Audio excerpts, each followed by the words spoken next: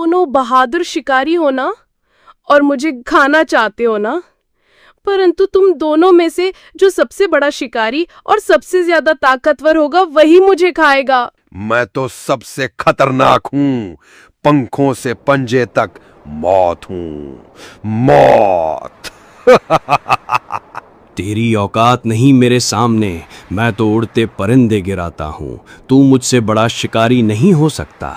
तो भेड़ो ना, दिखाओ असली ताकत। मुझे तो वही खा सकता है जो सबसे ताकतवर है। दोनों शिकारी जल उठे। कौवा उड़कर सुल्तान की ओर झपटा। सुल्तान ने पलटवार किया।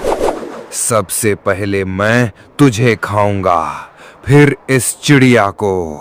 तू खा नहीं पाएगा कालू। दोनों एक दूसरे को नोचते हुए हवा में झगड़ते हुए नीचे गिर पड़े। दोनों की हालत खराब हो गई और बेहोश हो गए। चिकी इसी मौके का फायदा उठाते हुए चुपचाप वहां से जल्दी उड़ते हुए निकल गई। उसके मन में एक ही बात थी, बच्चों तक पहुंचना है, बस अब देर नहीं।